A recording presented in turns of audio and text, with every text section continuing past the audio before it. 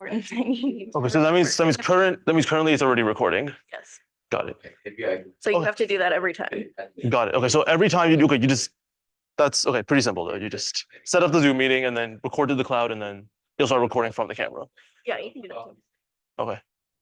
Oh, sorry, what I mean is like okay, like the feed here is the camera's feed. Oh, yes. Okay, that's all I meant. Got it. Yep. Do you have any questions? Not really. Like, Anyways. you can figure it out. Yeah. Okay. Send me an email if you have any Of course. problems. Yeah. Thanks a lot. Okay. Well, have a good rest of the day. Thank you, you too. I'm gonna put that back while you. Okay. Yeah.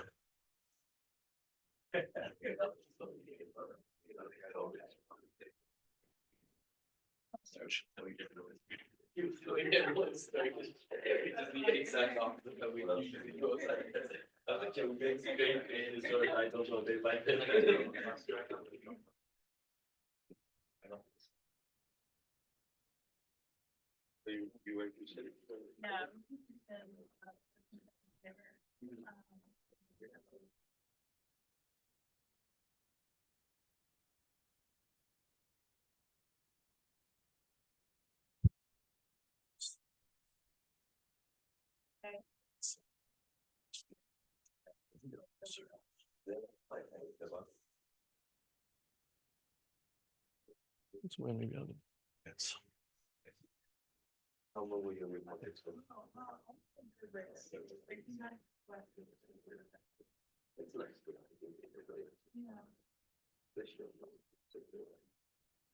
okay. Well, welcome everyone. So this is CS 759. I'm going to be talking about optimization theory. And well, I guess for the first 5 minutes, I'm just going to go over some course logistics. So first thing is I'm going to write my email. You can feel free to contact me for anything related to the course or not necessarily related to the course. So it's a YANG, it's an L, 7 at andrew.cmu.edu, or you can use this alias if you want, Yang PLIU at cmu.edu. Okay. So as you probably know, this course, we're meeting Tuesday and Thursday, 9:30 to 10:50 a.m. in this room. And office hours are going to be right after the Thursday class. So this is going to be Thursday, 11 to 1. Okay. And my office is just one floor up, GHC 5013. Also, let me know if I'm writing, if you want me to write bigger at any point. What else? Okay, let's talk a little bit about grading in this class. Grading will be based on problem sets, or I'm calling them homeworks. So homeworks will be, so there's going to be homeworks, which is probably tentatively will be 70% of the grade. And tentatively, there are currently 6 homeworks due bi-weekly. Okay. And bi-weekly means Friday at 11:59 p.m. And what else? There's going to be a final project, which is 20%. And I'm hoping to have everyone scribe some classes for 10%. Given the number of lectures and number of students here, probably scribe an average of like 2 lectures, something like that. Now, where do you find the homeworks and where do you find the homeworks? The course homepage. Can people see down here? Maybe not. I'm not sure. Anyway, the course homepage is my homepage, PLIU dot github.io opt. So this is the course homepage. And on this course homepage, you can find the homeworks and lecture notes and other relevant things. So just anytime you're wondering what's going on, just visit here. Okay. Anything else that needs to get covered? Okay. Does anyone have any questions about the class logistics? Well, in that case, let me get started on an introduction to convex optimization. Actually, one thing, if someone is willing to scribe this lecture, that would be great. I don't know, does someone want to volunteer? Okay, sure, thanks. So yes, I don't care how you scribe. You can either use Tech Live or you can like take notes and later tech it up. There's also lecture notes for every class on the course homepage, so you can always look later.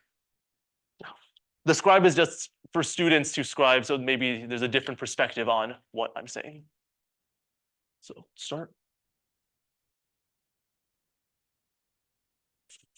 So to start, today is just going to be an introduction to convex optimization.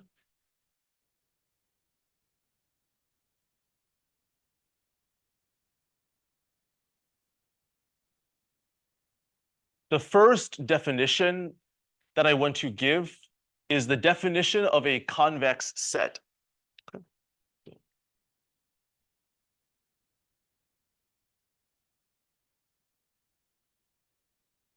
Convex set. So we say that a subset K of n-dimensional space is convex if the following property holds. For all x and y in K, the following point is also in K, and t in 0, 1, then tx plus 1 minus ty is also in K. So I just want to expand on this a little bit so I can clarify what this point actually is. So let's just draw an example in 2 dimensions. So here's a set K in 2 dimensions. Okay. It's K. And let's say this point is X and this point is Y. So as T ranges between 0 and 1, this point Tx plus 1 minus Ty will range on the line segment between X and Y. So when T is 1, you're just at X. When T is 0, you're at Y. And as T moves from, 1 to 0, this point ranges on the line segment. So another way to put this condition of a convex set is that for any 2 points in K, the line segment connecting them is also in K.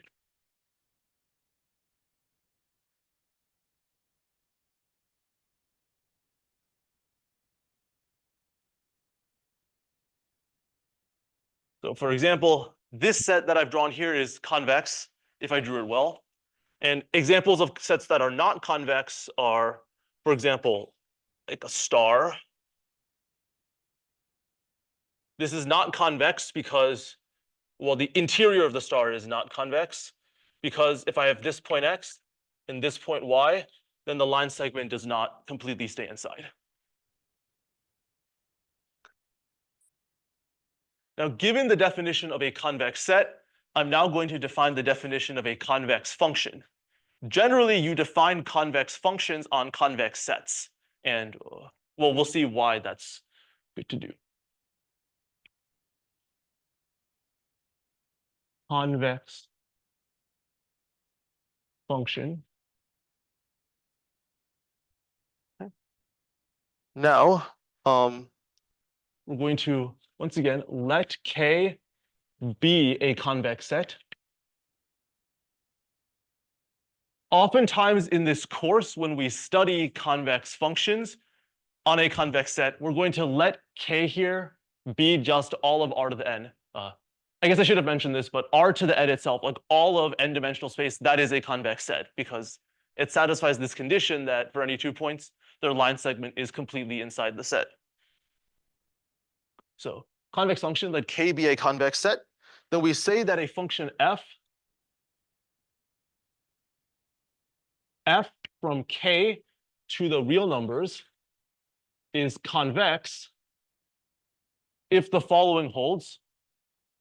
If, once again, for all x, y in K and t in 0, 1 again, the following inequality holds.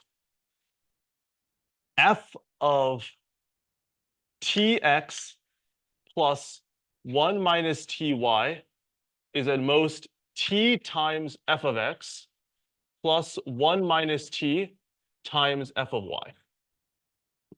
So this condition is a little bit harder to understand because there's function values everywhere. So let me give some examples of convex functions that might help us have a better feel for what this definition is doing. In these examples, I'm going to let the convex set K just be R. So I'm going to have just one-dimensional functions from the real numbers to the real numbers. And we'll see what convex functions look like. So the two most common examples of convex functions are linear functions and quadratic functions. Let's start with quadratic functions because they look a little more non-trivial. So here is a quadratic function, right? So a different way to interpret this definition of what it is you pick any 2 points on the curve induced by the quadratic function. So maybe, for example, x here and maybe y here. And you look at, once again, at the line segment connecting them. So what it means for this function to be convex, put a different way, is that the line segment connecting x and y in this function lies above the function at every intermediate point. So like we have this quadratic, we have x and y. We have 2 points x, I guess, let me be a little more precise. This point would be x comma f of x. And this point would be y comma f of y. And if I connect these 2 points with a line segment, what this is saying is that this segment lies completely above the function on the part in between. So that's a more intuitive way to interpret convex function.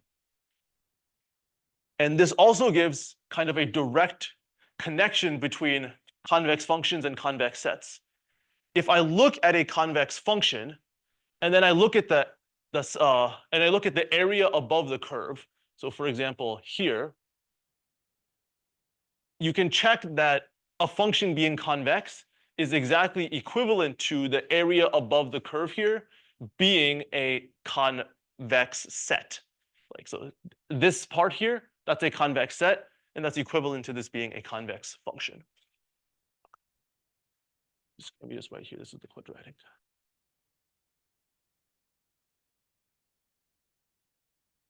Now, another example of a convex function that's a little more trivial is that of a linear function.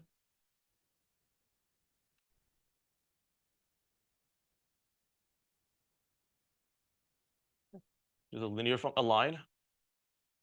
So this function, it is convex, and in fact, this inequality here holds with equality for all x and y. So you get equality for all x and y because the function is linear. So here's a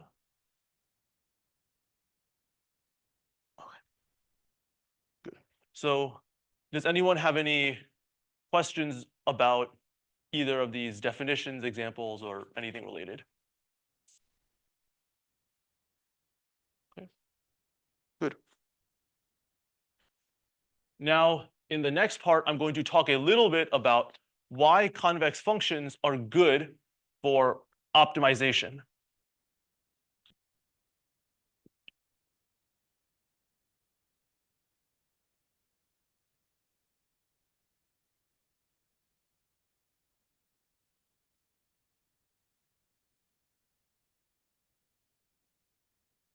what is the goal of optimization in general? Well, the goal of optimization is under some kind of constraint, we might want to maximize or minimize some functions. Like, for example, if I have a total amount of money to spend and I want to maybe maximize the total number of, well, the total value of my purchases, or maybe I have different values for different things depending on, even though they might cost, as in my value function might differ from the cost.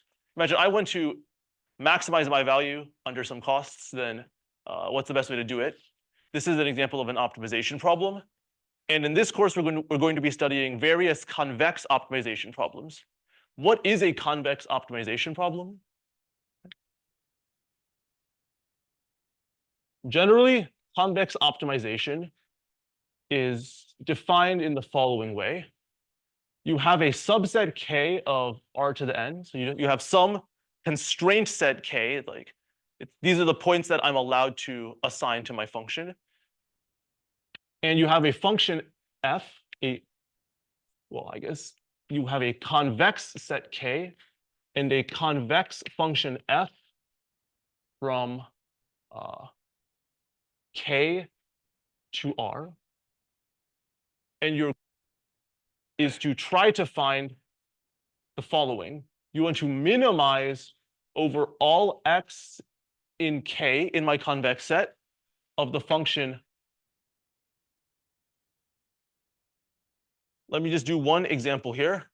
So let's go back to the example of a quadratic. And once again, K is R. Then you can ask, well, to minimize x inside K, where K is R here, of f of x, what is it? Well, it is the vertex of the quadratic. So that's just a very simple example of convex optimization. So maybe before saying anything, it might be nice for you all to, I guess it might be nice to think for a little bit about why convex optimization over convex sets is a particularly nice problem to study. Like, what are some nice properties of this problem that, at least make it theoretically nice? Yeah.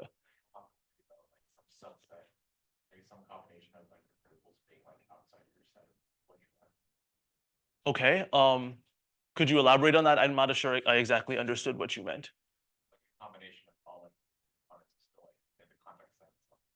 Yeah. So you're saying that that's a good thing about the set K. So convex, so like in convex optimization, you have K, and you have some function living on K. And at least one nice property is that have like you can't be like, oh, I'm looking at X currently and I'm looking at Y right now. And somehow, well, like here's an example of an algorithm you might consider. I have a point that could be the minimizer, and I have a point Y that I'm considering also could be the minimizer. So it's natural to try to look between X and Y to find maybe better points. And because the set K is convex, it's very nice that I can actually look between them to try to find better points, and I won't ever go outside of K. So that's a great point about the set K. That's so yeah, that's why convexity of the set K is very useful. What about F? Why does F being convex make it useful? Yeah. So when you look between the points, you know the function value below. Yeah, so building off the previous discussion about 2 points X and Y, if I'm currently considering X as maybe a minimizer, what I mean is like, imagine an algorithm for trying to minimize this convex function. So I'm going to look at X and the value is f of X, right? And now I'm at Y and I'm going to look at f of Y, right? A natural way I can try to find better values now is to look at the segment between X and Y. And because f is convex, everything on the segment between X and Y has a better value, or like it's most as much as the endpoints, right? Because we know that everything on the segment, the value is at most that. So that's so I can always search on the segment in between them to try to find better values. Does anyone have any other points? Yes. Good. What do you mean any minimum? Or like if there's a minimum, like there can't be like two local minimums, because then like the point, at some point it would have had to like rise in between, and then like the line between them would be below the function. Yeah, so that's like another very important point about convex optimization. So as you were saying, the function, so like there's an idea of a local minimum in optimization, which is a point that everything around it is actually larger. In a convex function, if a point is a local minimum, as in everything around it is larger, then also it must be the global minimizer. Like there can't be any other point somewhere else which is larger. So let's see why that's true. So let's say there's a point X, which is a local minimum. So like there's something around it, like it's a little larger. And you have a point Y here, which is somehow less, right? Well, because it's a local minimum, everything around it is a little larger. But then if I look at the segment connecting it, then it's not convex because it rose above already. So local minima are like global, which means the overall minima. Okay, so I think we've captured most of the very nice properties of convex functions here. I want to build off this last point just a little bit about local minima being global minima. In fact, like something is a little bit stronger than this, which is that convex functions essentially have exactly one minimizer.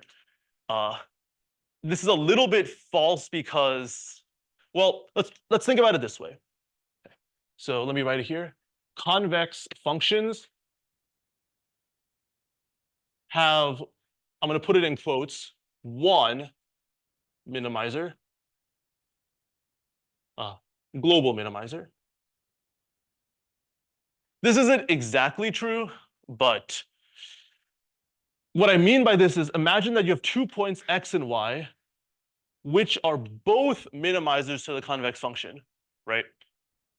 Then we know that on the segment in between them, the function value is at most the value of the endpoints, right? But both X and Y were minimizers.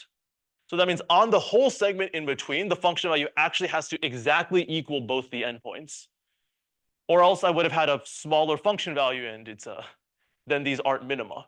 So while it's not exactly true that they have exactly one minimum, all the minimizers kind of lie in like the same like plane basically, or else you would get other minimizers, like the same subspace, something like that. So in that sense, like as long as the function's like not exactly degenerate, like it's not like super flat in a lot of places, then it's essentially true that convex functions over convex sets have exactly one minimizer in some sense. It's reliable for patterns as well. Sure. Let's not. Yeah. So. All right.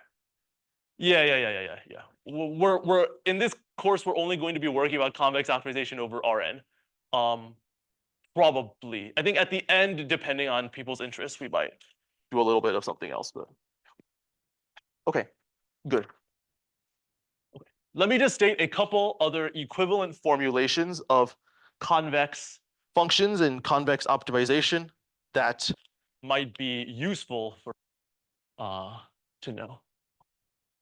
Equivalent versions of convexity.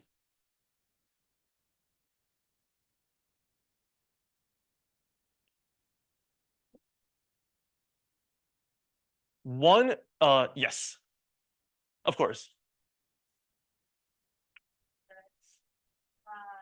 A necessary assumption, or is it a necessary condition, or is it an assumption that we're making in the course? So I think maybe the perspective I would take is you can try to apply techniques for optimization kind of if the function f was not convex or the domain K was not convex, you can try to apply certain techniques from convex optimization to see what you can say about them. But in this course, so we can prove nice guarantees about the algorithms, it's very nice to assume that K is convex and f is convex. Yeah. K is not convex. The even convexity for the function well defined because like the left-hand side of that. Yeah, you can good. So I think if K is not convex, probably the setup I would do is you instead define just f from being from R to the n to R as a convex function, K is not convex, but you still try to optimize restricted to K, if that makes sense. Yeah. Good. Okay. Now let me just state a couple equivalent versions of convexity that are useful. So the first one, I'm not going to prove these, by the way, left as an exercise. The first one is that if f is convex, the following holds. For all x, there is something called a subgradient. The word is subgradient. So I'm going to call it g sub x such that the following holds. For all y, f of y is at least f of x plus the gradient at x times y minus x. So this is a transpose. So like, let me just, so this is the dot product between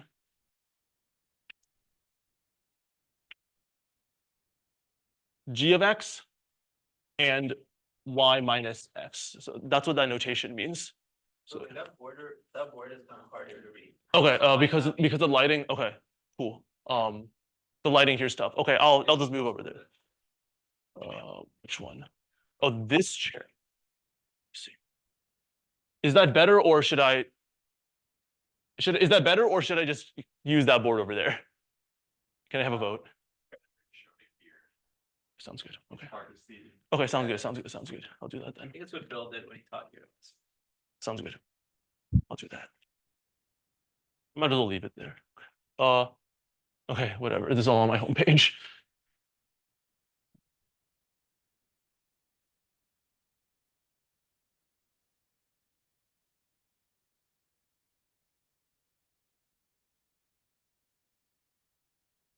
Equivalent versions convexity.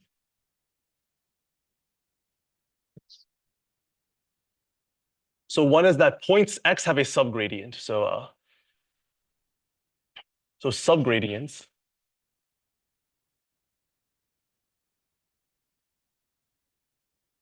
f of y at least f of x plus gx transpose y minus x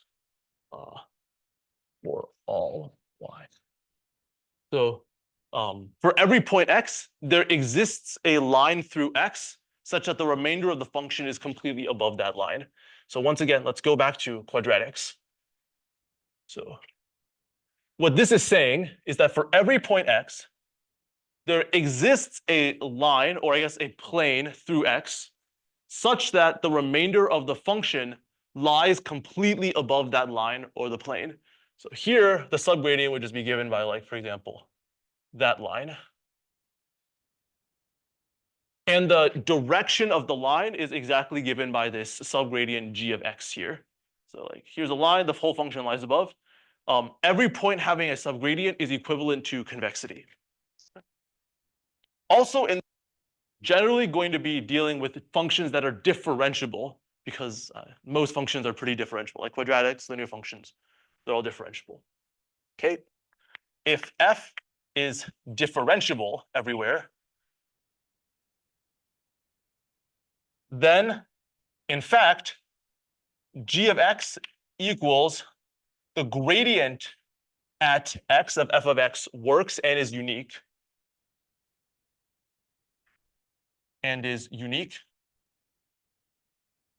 Okay, so if f is differentiable, every point has a unique subgradient, which is given by the gradient at the point. So, for example, if you have a quadratic again, and you look at this point, you can take the line whose slope is the gradient of x squared at x, which is 2x, and that line will completely be below the quadratic. So this is just a good example to keep in mind.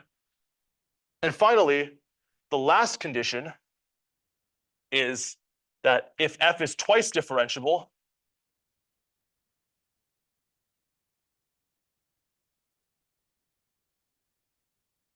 then the Hessian of f of x is a positive semi-definite matrix. So that's the last condition. I'm going to go over what positive semi-definite means just in a second, but does anyone have any questions about any of these constraints? Well, once again, I'm not going to prove these, at least not today, but yeah. No, what I mean is, sorry. So for a convex function, a point might have multiple different subgradients. So what I mean by unique is that if the function is differentiable, then every point has the only possible subgradient at each point x is given by the gradient. That's what I mean. Let me give an example of a point. Let me give an example of a function that is convex and a point has multiple subgradients. So this is the absolute value function, right? This is the absolute value function. Notice that at this point, there's multiple possible lines through it that are under the function. So that's equivalent to it having multiple subgradients. But also notice that in the absolute value function, that is the unique point that is not differentiable.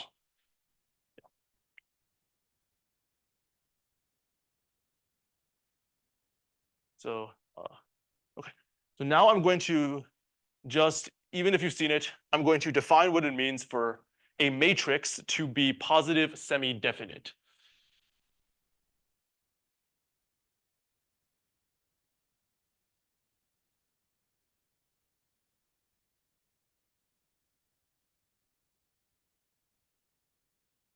So positive semi-definite matrix. Okay. Generally called PSD. So that's, anytime I use the word PSD, it means positive semi-definite. So we say that a matrix M, which is n by n, this notation means I have an n by n matrix M. We say that it's positive semi-definite if for all x in Rn, the quadratic form M on x is non-negative. So x transpose mx at least 0. Let me also just write out what this is. So x transpose mx alternatively can be written as the sum of I being from 1 to n, sum j being from 1 to n of mij xi xj. And let me just give a couple examples of positive semi-definite matrices and maybe where they arise. Okay. So examples.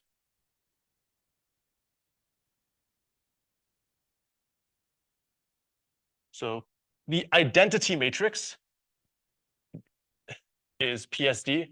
The identity matrix is the one which is just 1, 1, 1, and everything else is zeros. So this matrix is PSD. Why is this matrix PSD? Well, notice x transpose mx. In this case, exactly equals x transpose x, which is the sum, I being from 1 to n, of xi squared, which is at least 0, right? And now let me, in fact, explain where this matrix M comes from in the context of convex functions. So, the function, consider the function f of x being the L2 norm of x squared, which is exactly this function I wrote up here, the sum I from 1 to n of xi squared. Okay. If you do a calculation, you can see the following two things. The first is that the gradient of fx is 2x, okay? And the Hessian of f of x is 2 times the identity matrix, which is positive semi-definite because I is. It's not too hard to see that if I take a matrix M and multiply by 2, then it's still positive semi-definite. So good. Okay. So as you can see, the function L2 norm of x squared is indeed a convex function because we can compute its Hessian directly and see that it's a always positive semi-definite. That notation there, the Hessian is positive semi-definite. Yes. I'm going to use the following notation. This is a good point. I'm going to use the notation A, kind of like squiggly at least, I'm trying to write it better, squiggly at least B to mean that A minus B is PSD. Okay. That's what the notation means.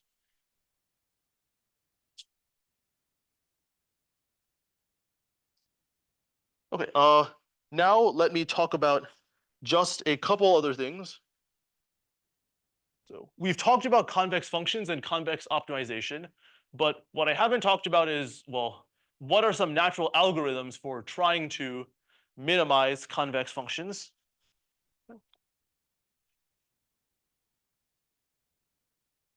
Kind of the first algorithm that we're going to look at in this course is going to be the algorithm of gradient descent, and see what we can say about gradient descent. Maybe can you talk more about like why the definition of PSD is like, you wrote down some examples and like what it means, but like, doesn't it correspond to like some like conjugation, vector space kind of operation? Like, is there some intuition of what makes PSD matrices like interesting? So like, the question is, what makes the notion of positive semi-definite matrices interesting? And how does it relate to a convex function? So I guess one way to think about it is, so a PSD matrix is, okay, so if, let me just put it over here. So a PSD matrix, let's think about it as a function from, okay, yeah, let's think about a PSD matrix. Given a PSD matrix M, you can define the following function.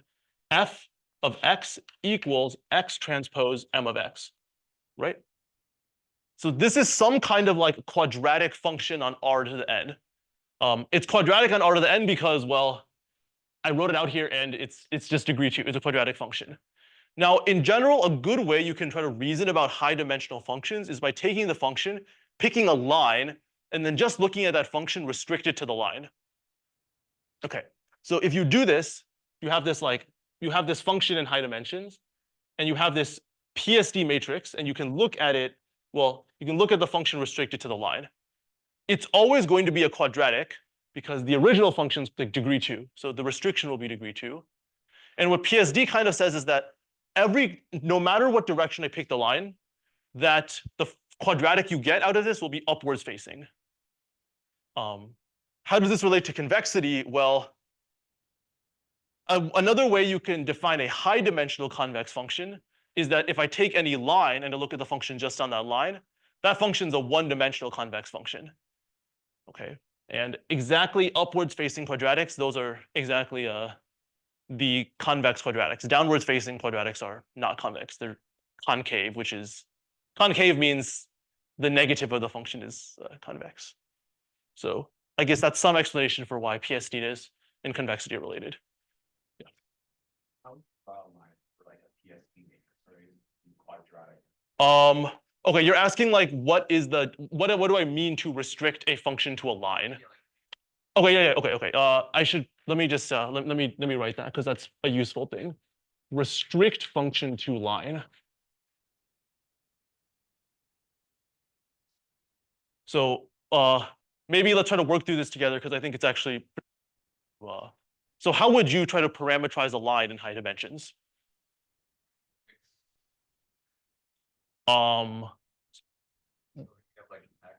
Okay, good. Okay, so yeah, so that's axis parallel lines. What about like general lines? Let's give it a minute. Yeah.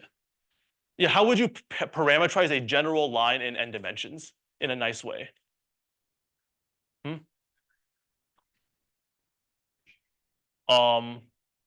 Yeah, okay, maybe what you mean is, so you can define lines by vectors. So here's like, if you ever want to restrict a function, if you ever want to restrict something to a line, the way I would do it is you fix some vectors w and let's call it u in r to the n, okay?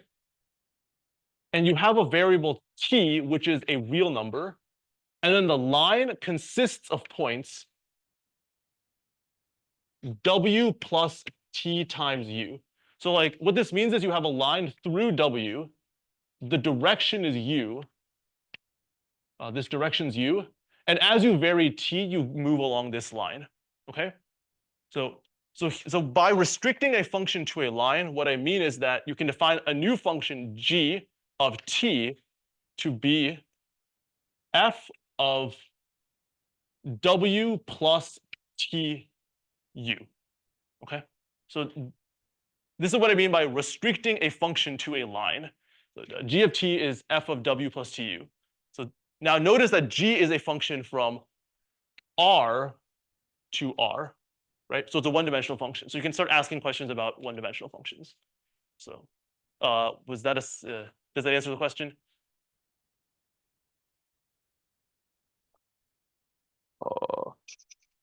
Okay.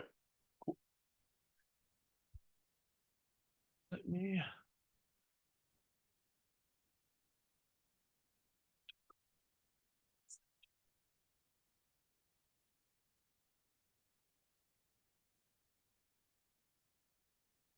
So yeah, let's talk about now gradient descent.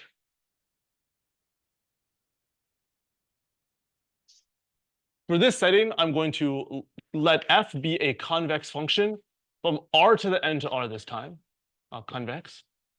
And we're trying to minimize over x f of x. So what is a natural algorithm for trying to minimize a function? What's the natural algorithm for trying to minimize a convex function? Well, at least one possible algorithm is, I'm just going to draw something like this to denote the function f. So you're at some point x, right? And one useful perspective is currently I'm examining the point x. I want to find a point that's not x, like maybe a nearby point to x, whose value is better. So how do I do that? Well, I want to move from x to a point x plus, let's call it x plus delta. And hopefully,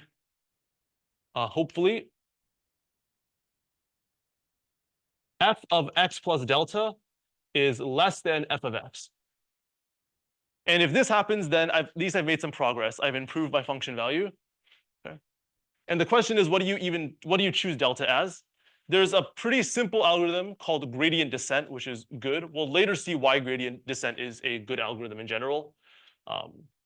I will just pick delta to be negative some eta parameter times the gradient of f at x. So you should think that eta is like some adjustable step size you can pick. So what this is saying is, well, I'm going to start at x. I'm going to try to move in the direction of the gradient, but I don't exactly know how much I can move in that direction. So I'm going to adjust it with some step size eta. So just for concreteness, let me write out like an algorithm for minimizing convex functions that I'm not going to analyze because, well, it doesn't even work that well in a lot of settings, but it's still useful to write out the algorithm. So as input, let's consider that we get a function f and a starting point x0 in r to the n. So x0 is like the starting point.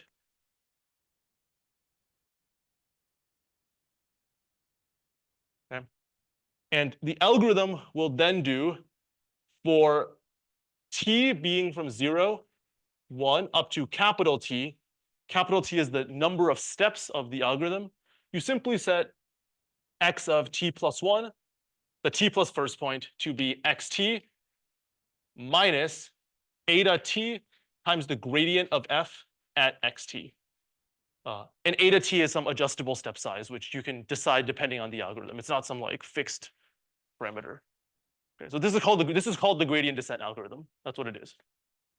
And probably within the first few lectures, we're going to give examples of situations in which we're actually able to analyze gradient descent, so we can build some intuition for what's going on. Okay, good. Now, at this point, I'm going to move into discussing some core problems that will drive a lot of the analyses, algorithms, and motivation for the remainder of the course.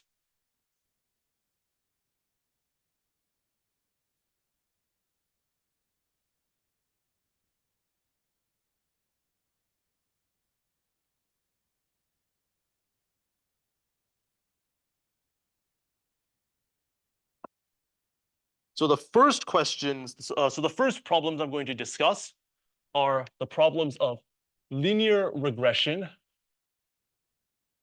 and linear systems, which actually exactly go hand in hand. Okay. So what is the question of linear regression?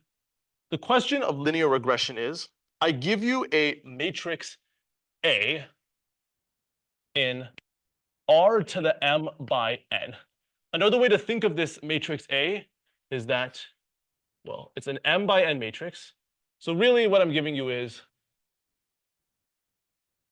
several vectors A1 through AM that are all n-dimensional. Okay. And now you have a vector B in R to the m. These are some kind of observations. Okay. And the goal of the linear regression problem is to solve the following convex optimization problem.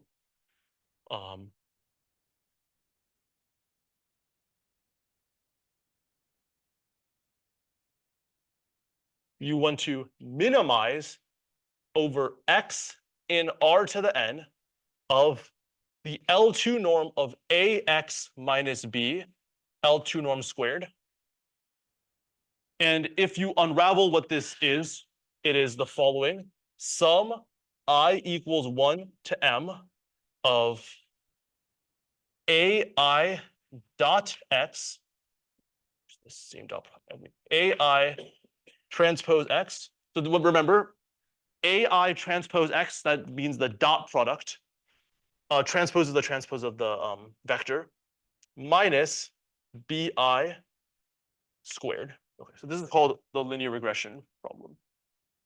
So put another way, I have some, you should think I have some like pairs ai comma bi. So you have some pairs ai comma bi, and I want to pick x, which is like a direction vector, so that like x is the best linear explanation for bi in terms of the ai. So that's why this is called linear regression. Does anyone have any questions about the statement of linear regression in high dimensions? Just want to make sure we're on the same page here. Cool. Now, you might notice that this is indeed a convex optimization problem. You can check that this thing here is actually convex. Later on, I'll write down what its Hessian is, but, well, I guess soon I will. Good. So how do you solve linear regression? Solving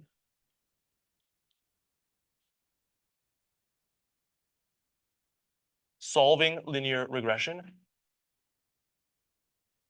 In fact, for linear regression, there is an exact solution I can write down for what x is in the linear regression, for linear regression. Does anyone have, well, maybe not exactly what it is, but does anyone have a suggestion for how you would find the exact value of x for this that minimizes this? Sure, yeah. Yeah, I think you would expand this expression and you take the derivative, look where it's 0. Okay, yeah, sure. So, yep. So that is indeed a thing that should work. So another thing I should have said about convex functions earlier is that if x is a minimizer of a convex function, convex function f, it's actually equivalent to the gradient at x equaling 0. If for unconstrained. Unconstrained meaning there's no set k. Unconstrained meaning there's no set like k out there. So if it's unconstrained, then a way to minimize a convex function is you just set the gradient to be 0 and try to solve. This often doesn't work because the convex function has a very complicated form. So solving the equation gradient equals 0 is probably quite challenging. In this case, ends up not being actually that crazy, and you get the following formula for x. X is A transpose A inverse A transpose B. So that's so this is the exact form for the minimizer of linear regression. Okay. So we're not done. I'm not done telling the story of how you would find x for this. So now notice that if I wanted to compute this x given a and b, what are some steps I have to take, even given this formula for x? Well, the main steps I have to take is I need to compute this matrix A transpose A, which is multiplying two very high dimensional matrices if M and N are large, right? And then I have to, in fact, compute the inverse of this matrix applied to some other vector, right? Now these steps, so to motivate the first lecture of this class, I guess not the first, the second, the next one, it's often quite expensive if A is generic to actually compute this inverse on A transpose B. So in the next lecture, the general idea we're going to take is the following. Imagine we want to compute the inverse of some matrix like this. Then we can take the other perspective, which is this x is the solution to this convex optimization problem, right? The minimizer here is exactly equal to this. So we can try to run gradient descent on this optimization problem up here, and through gradient descent, try to approach this thing here. So we're going to use gradient descent to solve a linear system, basically is the general idea. Like instead of inverting the matrix directly, we're going to run gradient descent, and through running gradient descent, we're going to find something which approximates the matrix inverse. So that's going to be the idea for the next lecture. Good.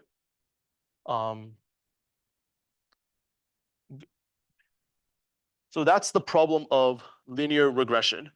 There are a couple more notes that I should make here, which are useful. So the matrix A transpose A here is actually PSD. Positive semi-definite. And why is this true?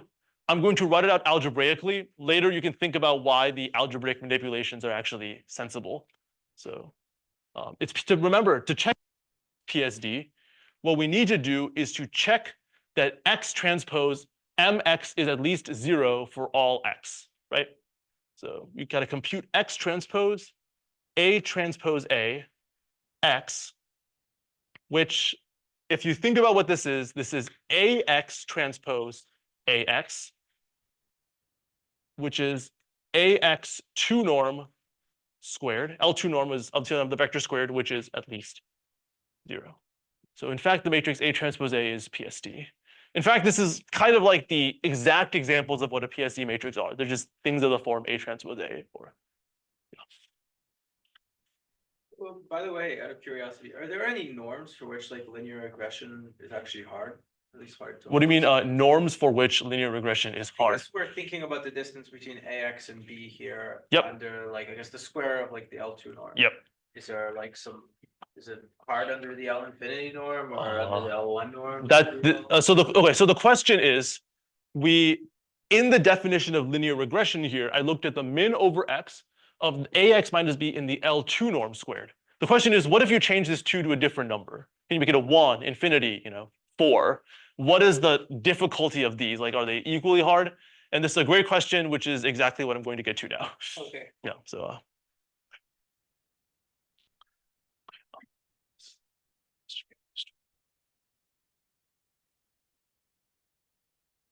or okay, maybe not exactly now, but shortly.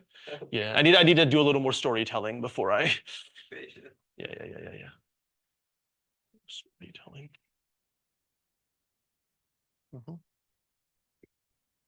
So another problem which is a little more complicated in some sense, that is also going to motivate some discussions later in the course, is the problem of linear programming.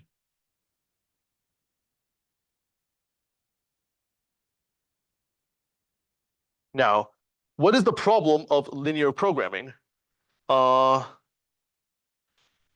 Linear programming generally has two versions.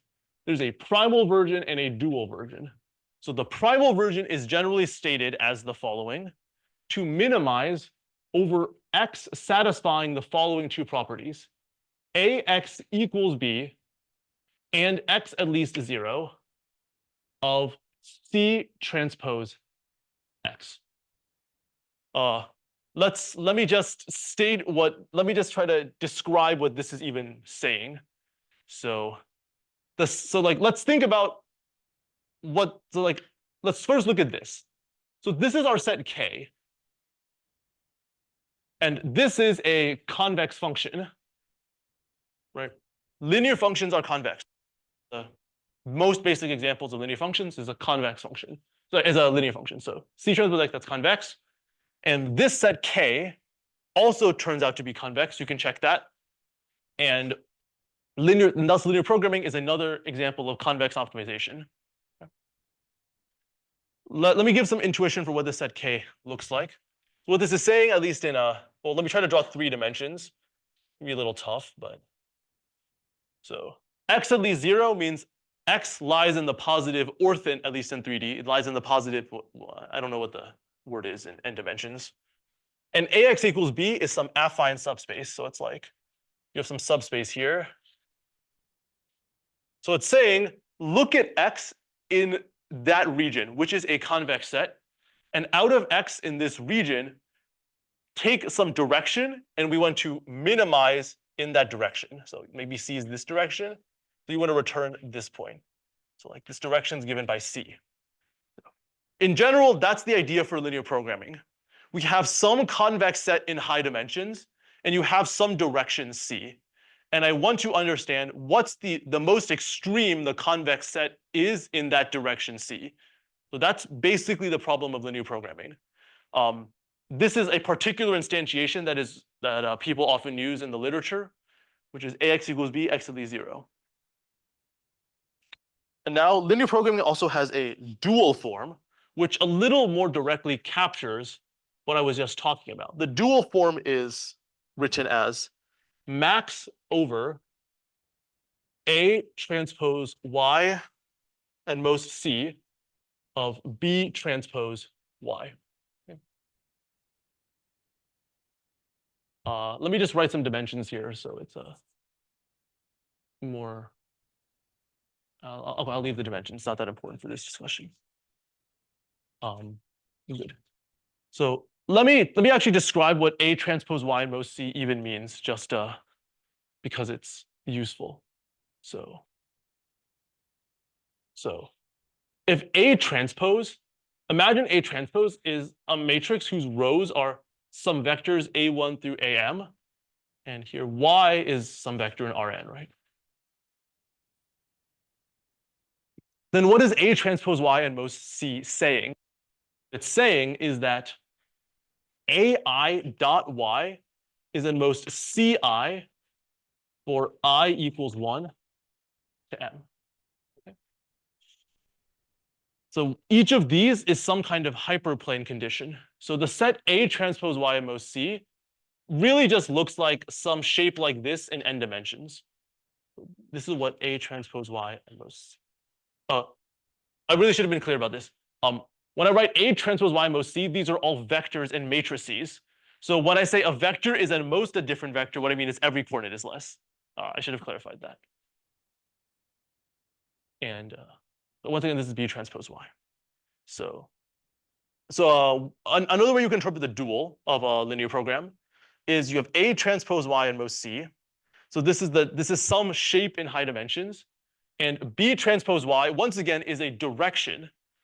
Okay, and the dual is asking to maximize in the direction B of this shape. Good. Now I do want to point out one thing which might seem a little bit funny.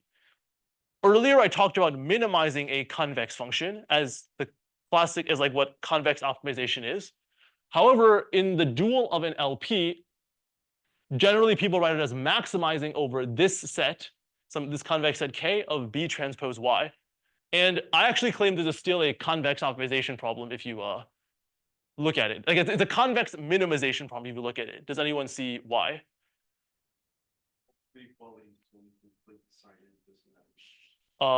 Yeah. So what you said is that, well, notice that this actually equals negative of the min of A transpose MOC of negative B transpose Y, right?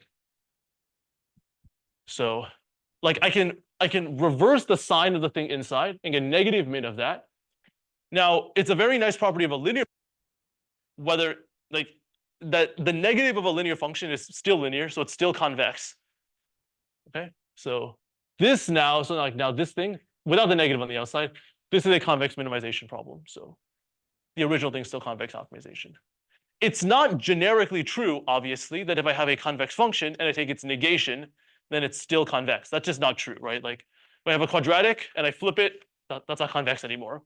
However, that is true for linear functions. So, okay, so this still is a convex optimization problem. Now, you might be wondering, why is this called primal and dual for linear programs? Like, are they related?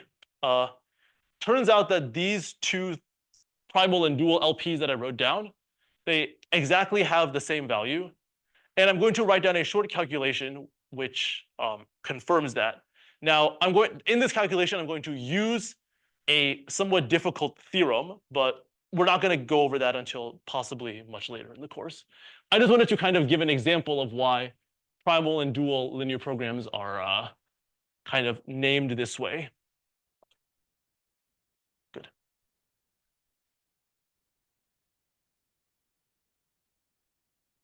Let me call it equality of primal and dual. LP. So I'm going to use the word LP to mean linear program in this course. LP means linear program. Good. So we're going to start with the following problem. Min AX equals B, X at least 0, C transpose X. This is the problem of linear programming in the primal setting, right? One idea when you run into expressions like this sometimes is that you want to remove constraints. So like when you reason about this, the AX equals B constraint is kind of challenging to reason about. It's like, at least it's hard for me to understand what AX equals B means. So one way you can try to manipulate this expression is to try to remove this constraint. Let me explain, let me write out what I mean by this. So you can equal min X at least 0. Now I'm going to add a new variable Y, okay? And Y is just in Rn, C transpose X minus Y transpose AX minus B, okay? Let's try to see why this is actually an equality, okay? So what you want to say is that, well, so this is a min into a max, right? Okay, so let's think about what this min into a max is doing. So now I'm going to write it over here. So case 1 is AX does not equal B, okay? When AX does not equal B, what does this expression on the inside equal? With the max, sorry. What does max of this whole thing equal if AX does not equal B?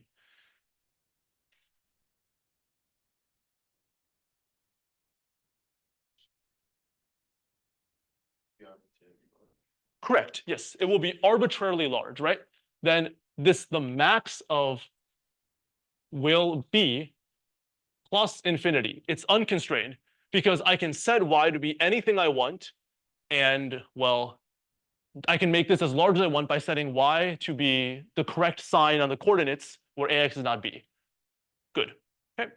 Now case 2 is that ax equals b. Well, then this is 0, and you just get back c transpose x. So that explains why these two expressions are equal. Now in the next step, I'm going to just rewrite this expression just a little bit.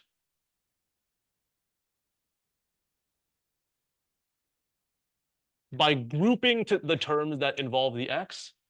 So I'm going to write it as c transpose x. I'm just going to expand everything out. If you're not following too much, well, it's okay for the most part.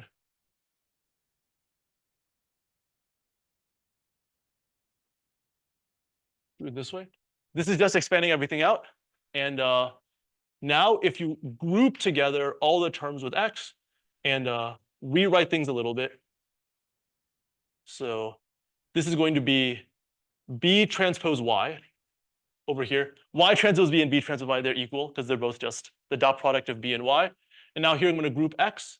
You can check that this equals c minus a transpose y transpose of x, and then plus.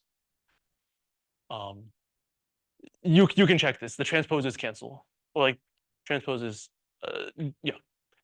So that's what it equals. Anyways, now we're going to come to the key step of this manipulation, which is to use kind of a very interesting theorem that I'm once again not going to get to proving, which is called the minimax theorem. So the minimax theorem says that if I have this min of something, max of something, and the function inside satisfies some nice properties. For example, if it's, I think what you need is that it's convex in x and concave in y. Once again, don't worry too much about this just because this is a kind of just an introduction. But the theorem says that if the function inside is convex in x and concave in y, then I can reverse the order of the min and the max. So this is something called, well, Sion's minimax theorem.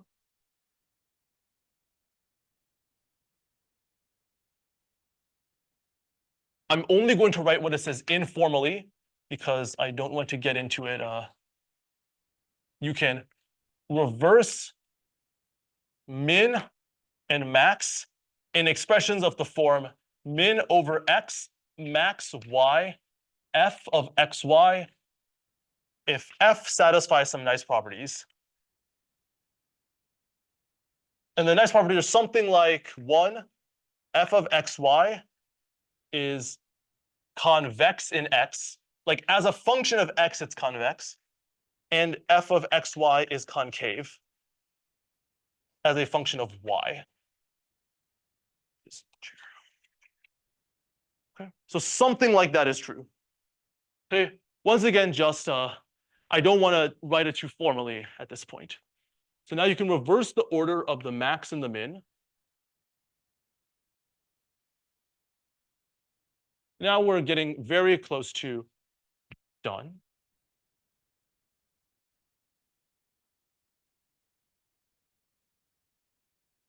Okay. And now we want to evaluate this inner expression one more time and see what happens. Okay. And if you want a little bit of a insight into what things you might expect, you might want to look at the dual to see what types of things you might hope for. Okay.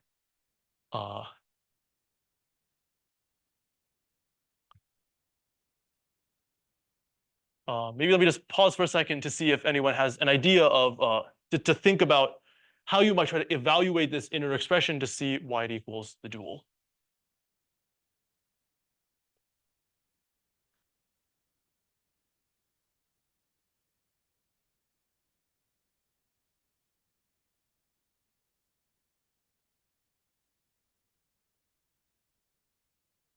Well, yeah. Well, let's once again just do two cases. Think about it. So remember what the dual is: max over A transpose Y and most C, right? That's the that's the constraint in the dual program. Once again, let's. So case 1, what if A transpose Y indeed is n most C? Well, once again, this like these are both vectors. So this n most is in all coordinates A transpose Y is n most C. Then what does this inner expression become? What can we say about the vector C minus A transpose Y? It's non-negative in all coordinates. All coordinates are at least 0, right? Because of this condition in case 1. And now, remember, x is at least 0. That was the condition we got from the primal LP on x. So what does this expression equal when A transpose Y is of OC? The inside is, yeah. So then C minus A transpose Y transpose X equals 0. Well, it's always at least 0, right? For X at least 0. So you're exactly left with B transpose Y. Good. And of course, we need to look at the other case that this is not true. So like, it's not less than C, right? Then once again, now that means a coordinate of this vector is negative, right? So what I would be able to do, a coordinate of this vector is negative. That's right. So by taking the negative coordinate and picking that coordinate of x and ramping it up to infinity, I can make C minus A transpose Y transpose x go all the way to negative infinity, right? So by these two cases, this equals the max of y in R to the n exactly of B transpose Y. And this is a derivation that primal linear programming and dual linear programming in fact have the same value, assuming this use of this Sion's minimax theorem. Later on in the course, I'm hoping to give a different proof of the equality of primal and dual linear programs through optimization algorithms. There's two algorithms that can show this. One is this multiplicative weights algorithm. One is something called an interior point method. But they both give algorithmic proofs that these values are actually equal. So hopefully we'll get to that at some point. Okay. And to wrap up, I'm going to now talk about kind of how linear regression and linear programming are related, or like and things in between. Good.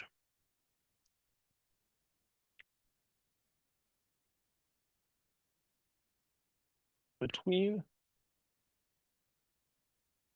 linear regression and LPs. So generally, linear programming is a much more difficult problem than linear regression. That's just how it is. Okay. And I'm going to talk now about kind of like a particular spectrum under which linear programs are one end of the spectrum. Linear regression is the other easy end of the spectrum, and how you can define several problems in between them that also will motivate some discussion in this course. Just still missing how to see this as a dual, like case 2. So Mhm. A transpose Y is not less than C, right? The smart vector form, and then Mhm. this goes to negative infinity. Like essentially, X can take us to negative infinity. So, Oh, sorry. So I'm supposed to assume that the max over Y just chooses to make it 0, and then we are left with. Okay, yeah. Good. Okay, so the question is how did I actually get from this step to this step a little more formally? So let's imagine the choice of Y, okay? If Y was chosen to satisfy case 2, then I claim that's a bad choice. The reason it's a bad choice is because when Y satisfies case 2, then this inner thing is negative infinity. So it's not going to be a maximizer, right? Now, if Y was chosen to satisfy case 1, then that's equivalent to enforcing this condition on Y itself. And then, well, this inner thing just becomes B transpose Y. So that's why they're equal. Okay. So anyways, back to linear regression and LPs. Okay. So kind of the way I want to think about this is, let's just try to decide if the dual's even feasible, if that makes sense, right? So like, let's look at the dual LP, right? A transpose Y and most C. Another question. So am I supposed to see that LPs are like linear regression over Uh, L1 or something? let's not. I'm going to try to get into that in the last few minutes. Yeah. So let's consider the like H. Let's consider the problem A transpose Y and most C. Well, like, this is this convex set K describing the dual problem, right? In this set, in principle, could be empty. There's actually no like reason that this set's not empty, right? Like this is saying I give you a bunch of like lines or something, and then I look at their intersection. Maybe this set is just happens to be empty. For example, if the last line is like this, then the intersection will be empty. So a sub case of linear programming, for example, is to just be able to decide if sets like this are actually empty sets.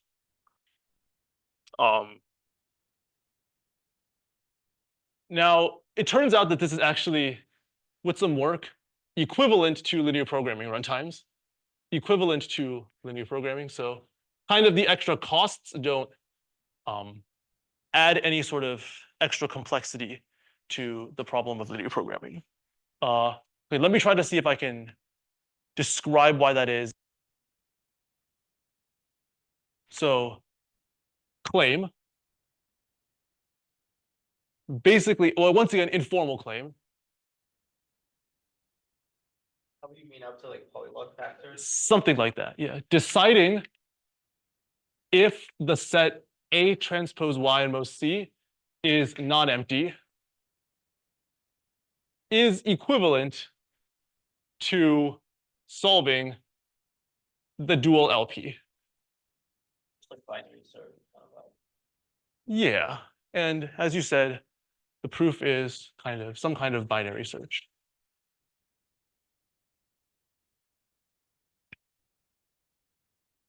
Some kind of binary search. So you can just binary search on B transpose Y, right? So you can just ask, is it possible for B transpose Y at least alpha and A transpose Y and most C? Right? And now, you can kind of take this is some hyperplane condition. This is a collection of hyperplane conditions. You can just combine them into one condition now by like making the matrix A a little bit larger. You have the matrix A, then you can like add a B here or something. Okay. So actually deciding feasibility is actually the same as solving the LP. Now, since I'm a little bit out of time, I'm going to just state a couple things and not say too much. Once again, these are written as exercises or things to work out yourself in the lecture notes. So another version of linear programming actually is minimizing over x of ax minus b in the L infinity norm. This is some version of linear programming actually. This should be I'm writing on this board. Let's write at the top. Maybe that's a little better. So LP is minimizing over x of ax minus b in the infinity norm. So that's actually another version of linear programming. Remember that linear regression was ax minus b in the L2 norm, right? So as you can see, like by changing the norm from 2 to infinity, we go from linear regression to linear programming. And this begs the natural question of what happens if you want to minimize x of ax minus b p norm, where let's say where p is like between 2 and infinity, then what happens? For example, maybe p equals 4. Then what are the complexity of all these problems? Linear regression, I said, it is the same as solving a linear system. Okay, and we'll see a little more into that connection next. And LP is the min over x of the infinity, ax minus b infinity norm. Okay, and now you can look at p between 2 and infinity, and we're going to try to study actually all these questions at some point during the course, see different algorithms for them, and how they compare to each other. The LP is the infinity norm. I think ax equals b is always satisfied. Yeah. What is we're minimizing over x? you need to, let's discuss that after the course, but you can think about it, yeah. Yeah. It's more of these binary search tricks. Oh, okay, so it's not that like, right? No, it's some more binary search tricks. Okay, cool. Okay, so that's all. Yeah, see you on Thursday. Fine, thanks.